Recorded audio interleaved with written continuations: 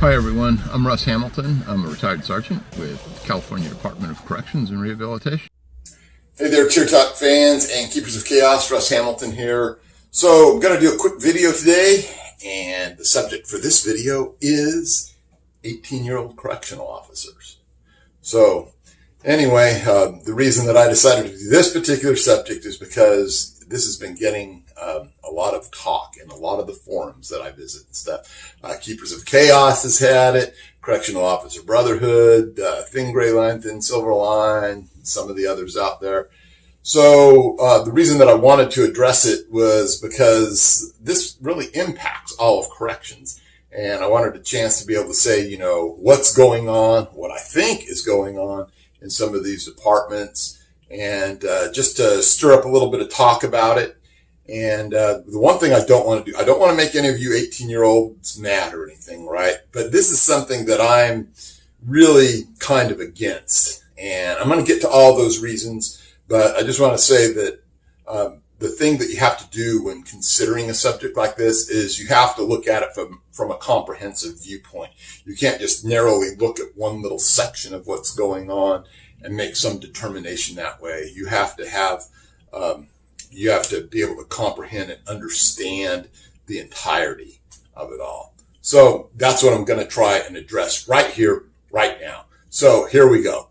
First off, when I'm looking around and I'm engaging with some of these people that are talking about it and stuff, the one big argument that I always see from a lot of people and stuff is, well, you know, there's 18-year-olds in the military. And, well, okay, to me, you can't just simply conflate 18-year-olds in the military to 18-year-olds in corrections. If you are going to have and make some sort of analogy, it should be a relevant one. And to me, that it's a completely irrelevant analogy. This is apples and oranges, okay? The reason for that is this, okay? The military takes 18-year-olds that have, you know, little or no work history, no work service, no experience and stuff, and they put them under conditions where they are closely monitored, closely supervised. That supervision is direct and almost nearly constant. And then they're able over a period of years to hopefully train them up into something. And the reason that a lot of these guys join the military is for what reason? Is they need to get some discipline. They need to get some work skills. They have no idea what they're doing with their life. And kudos to them for doing that. But that thing that's done in the military, you know, where you have close supervision, you've got drill instructors. Later on, if you're out there in the field, you know, you've got your sergeants and so forth, and they are telling you what to do and advising you what to do. That is not what happens in corrections. Corrections requires an officer that's able to operate with a high degree of autonomy in all kinds of circumstances where he doesn't have his battle buddies to rely on. He doesn't necessarily have his supervisor to rely on immediately. He's put into a situation, he or she is put into a situation where they have these older, wiser, highly manipulative, deadly, super predatory individuals that are able to, you know, that are really able to exploit people of all ages, let alone if you're, you know, young and dumb and, you know, not really wise about the things that are going on. The next thing that you have to take into consideration, besides the fact that this is not the military, is the way that this needs to be looked at from an HR standpoint from the hiring authority, okay? So when you're trying to get people and to retain those people later on, because you've already spent all of this, you've already spent a lot of training dollars on them, right? If you're not able to screen individuals in who have a work history that you know how long they're going to be at a job, how they're going to perform in a job, how they're going to take just even showing up to the alarm clock. If you don't have a baseline on an individual, how do you screen them in? How do you screen them out? There's really no effective way to do that. So then we get on to the next point after we get beyond that, beyond the HR viewpoint that has no way to to know how good or how bad this young individual is, you get to another point where you simply, well, how do I put this? I'll just put it this way, is the physiology and the psychology of someone that's 18 years old is not the same, and it's not developed to the maturity and standpoint that someone that's 22, 23, 24, 25 is. And that's just science. That's biology. There is no way around that. Now, am I going to sit here and say that there are no 18-year-olds that are ready to take on this kind of responsibility? No, that's ridiculous, of course.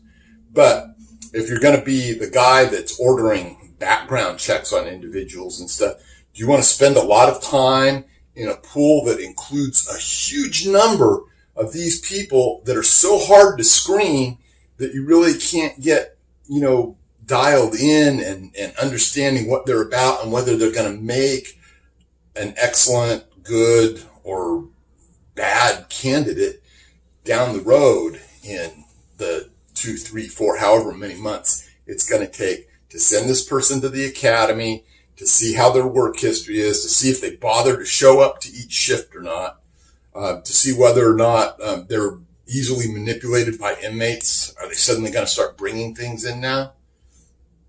It's just so much harder to tell. Wouldn't it be better to cut down on that portion of that pool of candidates to the point where you give the background investigators and the rest of the hiring authority something to go on, something to work with, something that they can quantify in order to justify the decision of hiring an individual, right? So that's that section of it. Now, the next thing is that I said a minute ago is, keeping those training dollars that you've spent for these people. When you look at what a department is doing and for what reasons, how is this going to affect some of those older staff who are having to deal with these individuals?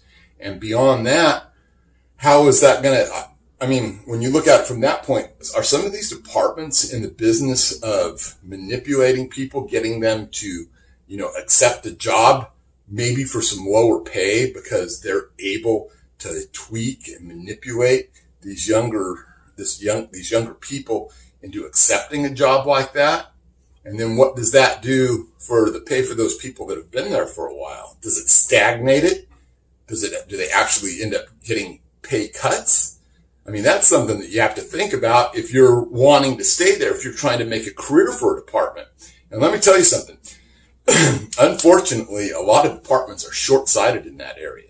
They've got bean counters that aren't thinking about retaining the talent that they brought up, the talent that they've trained, the training dollars that they've put into people. They're counting nickels and dimes between, how much per hour on that paycheck, and they're not seeing the broader picture. The broader picture includes things like this. If you have well-trained staff that are earning a good pay, a good living wage, what are those staff members going to want to do? They're going to want to stay. And beyond staying, what are they going to want to do? They're going to want to protect their job. Well, part of protecting that job is making sure that they shield that department, that facility from what? From liability, which means they're going to be that much more dedicated toward following policy and procedure. These are things that 18-year-olds do not take into account by virtue of what I mentioned earlier, psychology and physiology. This is something that knowing HR departments and facilities should be taking into account, looking at the big picture, seeing about retaining talent, retaining those training dollars that have already been spent, not having people wash out, leave, and go on to greener pastures, right? So I think when you look at it from that big picture perspective and you dial in all of these different variables, I just think that, 18-year-olds are just not ready to handle it, and they're not ready to be molded into correctional professionals. So anyway, that's my 2 cents worth. There's a lot of room for argument in this particular subject. There really is. And like I say, I'm not trying to piss off any of you 18-year-olds. I'm just saying that, at the end of the day, I think it's easier and wiser for departments and facilities to, look away from that end of the pool with those younger individuals so that they have a better baseline and a better result. That better result translates to better results for their department, better results for the public. So anyway, hope you guys enjoyed this video, and stay safe today, guys, and we'll see you around.